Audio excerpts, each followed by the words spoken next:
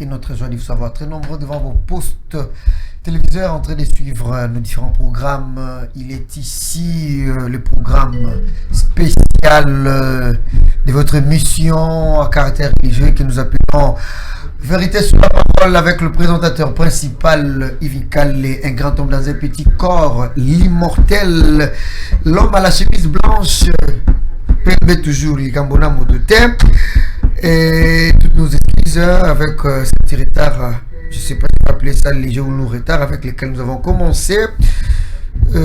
Alors nous avons fourni des efforts pour être là. Les lois n'engana zalaté, mais naïe. Naimbango parce que ça qui de façon spéciale na otikoya peka sikoyo na salaki voyage na kidai na ville ya Kikwiti na sabino Kikwiti za kitoko moko poka kana lo bema ba Kikwiti te me moni ba image nango lelo na sisa na makam na ye nango lelo bandeko bozali ebele bozali ko na biso na Kinshasa Brazzaville et puis nzinga awa na Kinshasa déjà batunanga ya bumbu ya ngirikiri makala ya kalamu na badiading kuna papa mama Chancelvi yebisa ba Daniela na biketa ba romona ngana balobi tolandaki frère Yves très bien mama Dedette na papa Timba na badiading yebisa Aznat na Grâce chemise à pembe ya bandi kuna na cité verte bumbu dia na tangi bino bolandaka pe mingi na celepe to peso mbote belé na Brazzaville bozali pebele bozali kolanda biso et puis grand merci à nos abonnés. Continuez kolanda ba émission na biso sur YouTube Yves Inkale télévision Yves Kandoka YVES espace Inkale INKALE. Merci ba abonné ba ko maraka ebele tout le monde a question qui to boit des vidéos ba vie ko maraka ebele tout le m'appelle ya bato Angola tout le m'appelle ya bato ya France ya Afrique du Sud, ça nous fait du bien. Les lois est spécial. Pourquoi spécial? Parce que ça sera pour la première fois que émission yo na sala yango na lolengo na zo sala yango lelo, ça dit que na yambi bandeko nga na yambi vraiment ba na yambi ndeko mais na yambi bandeko na kenda ko lukabango na que bandeko baza l'habitude ya kusanganaka quelque part pour basolaka sur la parole de Dieu. Oh, j'ai jamais entendu, jamais vu dans le monde du message. Il y a frère Branham lelo ba frère au kuku tabango na écurie ya bateau ba sala débat ya match comment on appelle frère mibale bana kati on ta place écurie ba sala débat ya mamba politique ya mboka ba ba contre Fati ba ba pour Fati on appelle 2-3 frères na kati mais moi passe au kuta pena 4-5 frères ba fandi ba sur la kaka sur la parole de Dieu. Des fois on se contredit ba ozong ça n'appelle Anzela et des fois ça fait du bien donc on va que le moka bongo na lobi OK na lukana ba frère ngo na sona bango idée na bango ezali et gloire à Dieu na zuba na zuba bango est-ce que bango idée ko l'accent biso na ba téléspectateur ba mona bandeko tozana bango awa na plateau. Voilà, ils sont au nombre de 3, mais il n'y a pas que ces 3 là.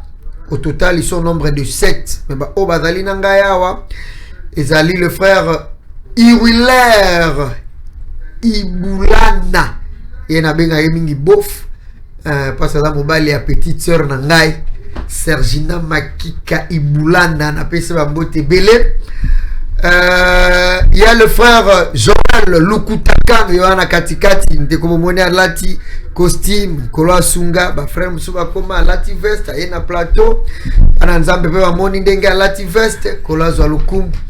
Et puis, on Moussa Alati veste, na cravate, c'est le frère Platini Bomoy, oh, Koloa Sunga, ba frère Koma na veste, Koloa Zwalukum.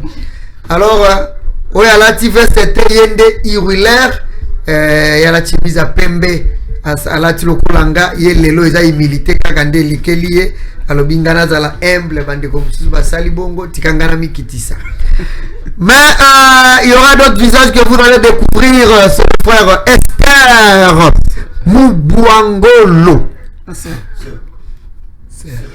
J'ai dit la sœur, non? Le frère. C'est pas la sœur? Ah, la sœur, hein? Oui. Ok. Mubwangolo Esther, wana mwana mama Rosa, wana vient engagé.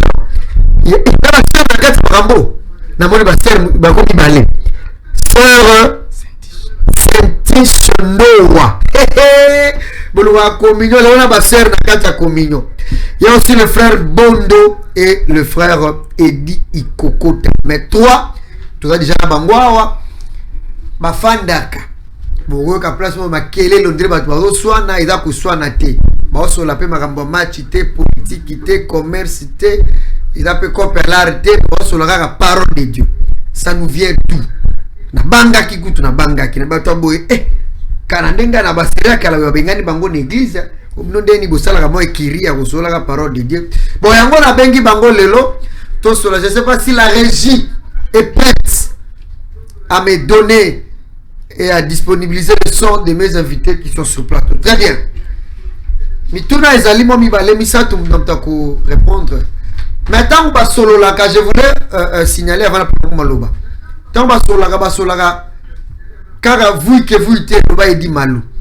Mais ba lobela ka penza, ça veut dire que ba zolo ban désordre te ba zolo bele loko moko. So ba simbi loko wana ba zolo bela na lisolo na partage na bango mutobi ma hors sujet. Ti ba aussi ça na yango. So ki sujet musu ko ba lobeli pe sujet musu. Lelo na habité so ba préparer sujet nini, mais mituna ya introduction na du fezala. Ndeko Iruler na tu ko dinowa na ngi za pour là. Amen, frère. Miko na yo po bayoka yo mungongo bien. Amen, frère. Apambola yo pe. OK, oza malamu. Oui, naza malamu. Na bisi batu yonde mobali ya sœur nani? Serge. Comment on est dans la passe bon, moi na benga yango bien. So que kimi na ba bof. Bof, oza bien. Très bien, frère. OK, je sais pas quoi mbona plateau na biso. Na katikati ndeko na ngai Joël tala pe bandeko pesa bango mbote. OK, mbote na bino nyonso. Toza en personne. Pour nous défendre le Banzambe. Na kati ya boyoka nya bandeko. Amen. La communion fraternelle. Très bien. C'est Joël Lukutakan. Oui, donc on a bino Platini bon le relationniste ngasa le bakar liboso. To ya kaka na cadre ya défendre le Banzambe. Obiso de bengi yango communion. Très bien. Entre les frères. Très bien. Mbala moko muna bandi mutuna liboso pas frère na baki wana mituna ya introduction en attendant bandi ko intervenir. Iruler ko ebisa biso sujet o bolengela ki pa mokola lelo ezali nini mais avant to kota na kati ya sujet o ko ebisa biso communion na bino ezali nini pe ebandaki nini. Merci beaucoup, Faïv, pour Namalobo Pessingai. Il faut comprendre que non, les organisations Morobo étaient bandeko. Bandeko, très bien. Le lingue qui marque, je ne sais pas. Mais, les alliés, en fait, sur ce que le Banzam, ceux qui te coûtent un bandeko sur le Banzam. À chaque fois, tout le monde en a le Banzam. Moi, je Bakisami, ça, tu Bakisami. Si Nengo Chikoloba, tu as si je tu vas traiter, témoigner même ce que Dieu a fait. Exactement, ceux qui écouter autour de la parole, ils partagent. Si même à chanter, on chante. Ok. Vous voyez, et il y a des témoignages parmi nous. Exact. Vous voyez, donc ce n'est pas un groupe moro bateau créé. Non, on n'est pas peut être habité. Et bandit carbo. C'est pour ça que l'idée, tu habites. Moi, on est trop ça là. Aujourd'hui, tu as dans les réseaux sociaux. Il y a que des discussions, il y a que des débats, il y a que des injures, des polémiques et tout. Et nous, mais nous avons la vraie chose. C'est que nous faisons ici, nous sommes pas bénis. Alors, tout ça, de sorte que non, nous sommes pas biso, à cause de la confusion, à cause même du problème de témoignage, oh, ok, biso, on a reçu. Frère, à l'ouki biso, moni biso. Il y a l'autre, c'est mais en dehors tant frère Yves Azalakati bandaki bubanda yango ndenge nini pour beaucoup aboya ko se retrouver na nombre bozali lelo et puis eloko nini pena o motiva kabino que na moi communion bosaka première fois ou les sukaka wana qu'est-ce qui vous a motivé pour continuer yango? OK, bon, comme je viens de dire, communion nenge bandeleli. Kobanda communion ezati lo mo préparer ki yango et l'autre to kuté na frère Yves frère ndeko nzamba pangola boni bien tu sais tant qui quelque part frère pendant maloba tel OK tala bi na kuté lobi oui bien on a ba comprendre que mais to atani to musa ko lobi oui frère exactement un jour dans un situation un autre frère était là, il passait avec une autre témoigner. Moi aussi un jour, voilà validons son témoignage. Et c'est comme ça, tu as commis Kokuta Naka Sanganaka. Et c'est donc mon côté non, tu as déjà. Vous voyez? Donc c'est un peu ça. C'est comme ça, toi commencer. Alors, tu as commis Kokuta Naka communion, tu as commis s'organiser. Bon frère, on aura la communion peut-être place telle. Bon frère, il y a un peu de choses qui idée. Tous les médias. Très bien. En tout cas, eloko ya boye dans la monacté, ma frère animé par un esprit pour bas solo la ba partager pour la parole de Dieu. Bandeko, au moins on va blague, mais mukile ko mpe na suka. To ko na suka. Alors il faut vraiment prendre ça avec beaucoup de considération. Au moins ba frère kaka bango na bango balobi tout ça la communion, tout créer une atmosphère et bien. Alors beaucoup de gens qui se disent frère parce que contre la blonde va fitili. Bon, oh prenez frère l'obine ba on va dire ba pété. Donc ils appellent bangoté. Je pense que c'est Dieu. Dès que je vois le kutakanu au baksa eloko na onde kwa lobi mais na yango pe na lingi pe oyebisa biso to kubanda komona kaka bilongi na bino ndenge to mona bino to bokoza pe besoin bato mususu. Merci beaucoup frère Yves pour la maloba. Ndeka ndeko auti koloba. Oyebi eleko tozali eza eleko moko mabe. Eza eleko moko oyo ba réalité to kuta nango na eleko oyo eza ba enjeux moko oyo les enjeux du moment. C'est-à-dire que nous sommes face à une civilisation oyo on n'arrive pas à maîtriser. Vu les pressions, j'ai compris. Moi j'ai compris une chose que c'est ça ba mécanisme oyo Satan a utilisé. Pour nous distraire batna le banzam. Alors biso be bana nzambe loko toyebi ke leko tozali leko oyo toza batu ya mokili oyo mais toza ya mokili ote.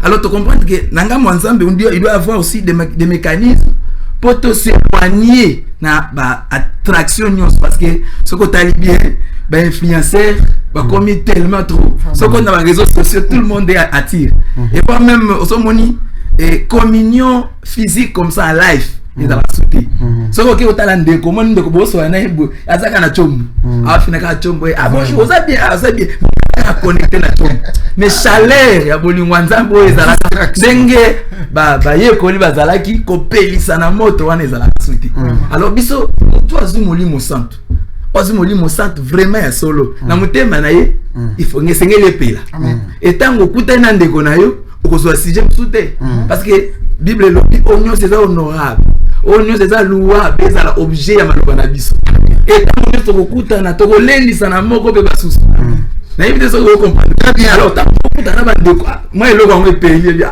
to ko ba ndenge ni on parle que de la communion on parle de la parole de Dieu et communion ça na limite communier ça sans frontières il y a une barrière mode donc ceux qui doivent communier des connaissances au andimeli kolo Yesu Christ ande kona ça donc ceux qui ont même esprit dans ngai tout communier ngai donc discrimination ezate bilongi awa ce qu'on ngena babiso awa ndengo bandiko lukabiso poza tellement ebele liste eza mulai très bien ndeto kutana na bandeko ko solola parce que na koya no la bon. Merci beaucoup. Chaque fois que bandeko bazoloba il faut capter le moko ya bien chaque fois que moko na bango bazoloba et le moko ya bien ezo se capter. Alors ne soyez vraiment pas distraits. Bandeko balobi que communion na bango ce n'est pas autour d'un homme. C'est pas pour commencer à critiquer les hommes, pour commencer à faire les analyses sur les prédications des pasteurs ou des serviteurs de Dieu. Ouais. Non. Mais bazo sangana sur différents sujets on a bakota kati na bango et selon pe atmosphère o yango ko créer kati na bango. Ndeko bomoi. Okobakisa nini na oyo bandeko bauti koloba et puis yope webisa biso parce que ndenge na eloko nyonso ata boza ensemble mais il faut la tête azala na peut-être ceux qui ont des dirigeants ceux qui ont des DG ceux qui ont des comptants pour répondre peu ajoute aussi quelque chose sur ce que les frères ont dit vraiment frère Yves ngai na sengina nzamba pambolo mingi Amen. Mission na déjà et pas mola déjà bato. Amen. Et lelo ibaki sunda mali pamboli pona ko pambola bana nzambe na ko balanda biso. Amen. Donc concernant émission na biso ya soit initiative na biso ya communion quand ndeba ndeko balobi ezali yesu monde mtu a initié qui communion. Parce qu'avant de pas Christ à l'obaki, je vous laisse un commandement nouveau. Les uns, les autres. Alléluia. Et comme moi, c'est ça la communion. Alors, ceux qui osent la bolingo, bolingo produisent toujours communion. C'est ce que l'ingine de qu'on a tout le temps. Au banda cause la solo na yozo solo ndeko boni nini tout. Et puis na cadre de l'obanzambe, tant de solo les appels pour se soutenir. Quand ndeko to loba ah. Le tout na période mo za mabe makasi. Alors, biso moi personnellement, ceux qui vivent chrétien et na liboso pour la communion. C'est ça. Ko vana na bandeko ya binzambe, tant zo ko yoka bango ndi bazo loba ba express na bango nzambe. Ah, et pesa pe posa wana ko nzambe. Ndeke usala ke ngape par la grâce de Dieu. Nasa mo express na ngana nzambe lelo na bando ya frère Platini. Donc ezali na cadre de communion. Et puis tant to kutanaki, le rôle ndeko to lo bana idée pe utare pa mutu moko. Daki frère yoro mutu pesa ki idée wana bi. Bien aimé.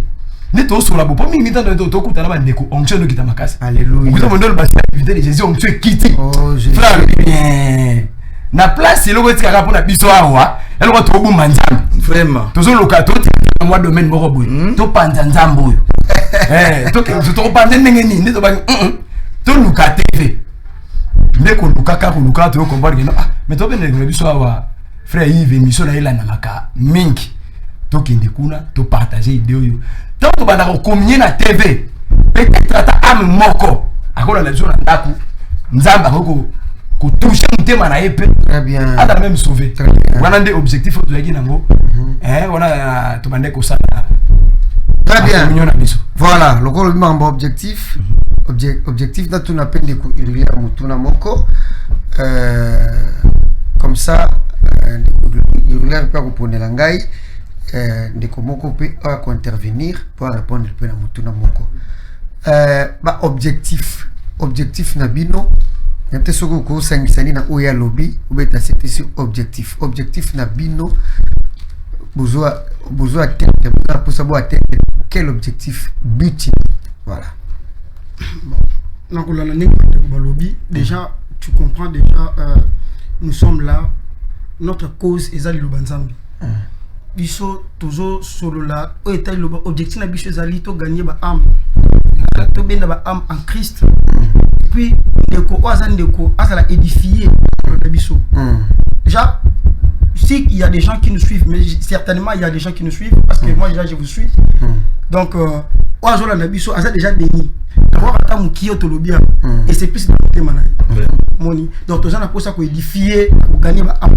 Donc ceci na biso voilà. Très bien. Pour nelanga sko ndeko moko kuna aya entre-temps nazala ndeko Joël. Ndeko Joël, il n'y a rien pour rien. Il n'y a rien pour rien. Physiquement, dans boué. Tant que vous savez le loco, vous attendez qu'un jour vous gagnez quelque chose. Ok. Merci beaucoup pour la motuna notuni de Konangai. Kota la communauté tant que ko sangana. Totoke ko tala bande kunde kwa ye na ye nanda kunanga na ye ko tala ye à cause d'un objectif qui na s'entendre qui a pesa na lo banzambe eza lokola o ezopela na mutema ezalaka lokola sans lucratif objectif na biso ndenge to je pense que Hollandi ndenge de ko riela utolo tozana vision mon côté financière souci na biso ezana parce que notre globalité makambo ekomeli biso na tango toza urgence moko ezo s'imposer. Alors urgence wana po obikisa ndeko il faut toza lokola pragmatique. Donc to kabola nanu to répondre à un problème. Mais quand tu as visé l'argent, mais si Dieu nous bénit dans ce que nous faisons, gloire à Dieu. Je pense que je peux dire comme ça. Okay. C'est Dieu seul, la vision, c'est Dieu seul qui peut nous bénir. Parce qu'en bénissant, si la Bible dit, si tu amènes quelqu'un à rencontrer Christ, tu seras béni. Et en parlant de Christ, en parlant de Jésus, à chaque fois que l'on se voit avec les frères, la chaleur de la communion, là, quelqu'un peut être attiré. Il y a des témoignages, il y a beaucoup de témoignages. Ouais. Donc, Ezanango association moko sans but lucratif. Jusque là oui. Communion des frères sans but lucratif. Jusque là oui. Jusque là oui. Communion des frères sans but lucratif. Parce que ceux qui association sans but lucratif. C'est ça non? La communion des frères sans but lucratif. Je suis en train de te vous savez pourquoi? Parce que ce que le qui est comme association. Il faut te répondre dans le Kambo Canabiso. Tant que lobby association Kambo Canabiso, ASB et Sengeli ezala assis dans ma cambuna yango. Ma structure. Il faut tout ça dans le statut et tout. Tout ça bon. Na ke kotala ndeko na statut ni. Vraiment. Soyez le banzam statut ni. Loi ya nini ko tia kuna. Dans la Bible. Parole de Dieu. Merci beaucoup. Ndeko na ngai frère nani lisusu frère il dit kokota. Il kokota yo. Oui. Vous êtes prédicateur, vous êtes pasteur. Il est prédicateur, tenu pasteur. Je suis. Bon, on a vraiment kokota ndeko dans le prédicateur. On va prédicateur. Bon, avant vraiment équipe vous à la pasteur et vous à la prédicateur, vous à la monanza. Très bien. Oui, au ligne communion, oui au ligne qui était expérience, nous sommes na témoignage na yope. Ndeko moko za l'édifier place nyoso to azali. Nyo moningai na ye abu. Ndeko Edi ikokota. Oui. Ndeko Edi, je pense que particulièrement au appel au témoignage dans ndenge na yo, où ils allaient collectif que ceux qui vraiment yo vous a convaincu. Peut-être na habité na vie na yo individuel, vous allez makambo au linga okota bikota kota. Mais si vous avez quand même accepté d'être ensemble avec ses frères, c'est que vous avez moi secret mokoboui, tout ça pour dévoiler biso yango.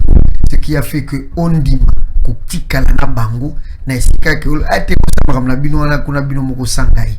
Qu'est-ce qui vous a motivé? Quel est ce secret que tu peux nous livrer individuellement, particulièrement na Yomoko, où il salue que on dit ma vous na ba frère na kata komino. Oui, merci frère, dingo pesingai maloba. Na tuzaki na ndaku na expérience sur lubina na pesa mpona nga. We convaincanga na zala toujours na ba frère place moko. Tozalanda comme mon frère abanda ko prier makasi. Ngai c'était quel frère? Ah bon mino comme on a. Bon comme on a. Je peux dire mon frère à la maison. OK. Alors, il y a zala qui est payé. Andima qui boussuna ngai. Alors moi j'étais encore un pied dedans et puis dedans. Alors à chaque fois ce qu'il y a pas 1 heure, pas 2 heures, mon est l'amour qui n'a boutou. On prier pour monter Bible na mbetu. Alors quelque chose m'avait réveillé. Wana ya avec des frères, il y a nos frères. Voilà ça qui m'appelle ça mais Asidi Asidi pendant notamment. À chaque fois on ça mouvement on a alors quelque chose donc indépendamment de moi-même. Ils ont réveillé ngana boutou. Il y a l'ostala kuna ce qu'on a l'ostala il y a la Bible a prié autant la Bible a prié. Ce que tant on va nous ça la wana ici là ba via bongo. Oui. Qui m'a quitté pour nous ça la ngai. Jo mususu tant on sali bongo abimine na tongo ki. Na tikala ki na ndako c'est comme si bazu Congo mobimba batsenga likolo ya nzoto. Nazo koka kotelé maté. Béton. J'ai commencé à pleurer à la maison moi-même à la chambre. Oh Jésus. Alors quelque chose il ko lobelanga ini tout souvent. Comment ko sa ndenge koma na yo wana azo. Et qui na oki na sa tête déjà na autres na ngamba. Quel grand témoignage. Et depuis ce jour-là, j'ai pris la décision d'être toujours à côté des bons frères.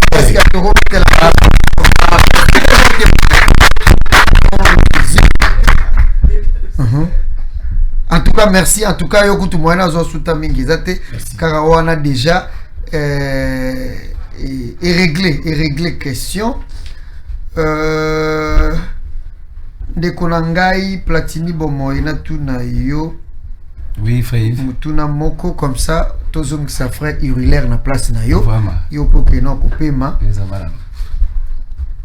Est-ce que na makambuyu oh yo pondimi oloti la bandeko bosa na binonga na okokate mais yo pondimi est-ce que na communion yo ndimi kozala ozondima vraiment na yo que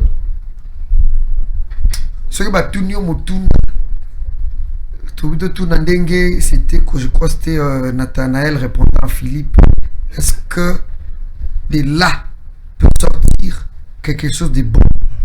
Est-ce que tu es sûr que de cette communion aujourd'hui ou demain, jusqu'avant la venue du Seigneur, peut sortir quelque chose de meilleur. Ozondi mayango, puis loko nini zondi bisawa yango bon. Malobe pas après de courir à quoi remplacer. Mais ce frère Yves, comme déjà dans le bac en Liboso, on a tellement convaincu que parce que nous avons produit à communion. Dans le bac on a produit à communion. Donc vous verrez que Jésus a dit à ses disciples que bac écouter. Aïe baki. Aïe baki ba vie na bango ata teite peut-être côté à boité ba vie na bango et ko influencer ba ninga mususu ndi aïbisaki bango aimez-vous les autres. Amen. Donc de fait c'est ensemble vie ndeko et ko influencer. Amen. Tu on ngala na comment boui na comment mon Christ pona au moins pona to ibingai mais aussi peut-être ils arrivé ah ndeko za roki bo ni azo loba qu'est-ce qu'il peut magaza chrétien sur mais au moins pona ndeko yebi foi platini je pense que na vous appelez moi ndambo chrétien. Alors, sur la commis bouée, et ça. Et là, il militait. Humble, quoi. Je pense que. Je pense que les chrétiens. Et puis, sur la commis bouée, c'est parce que j'ai été à la communion.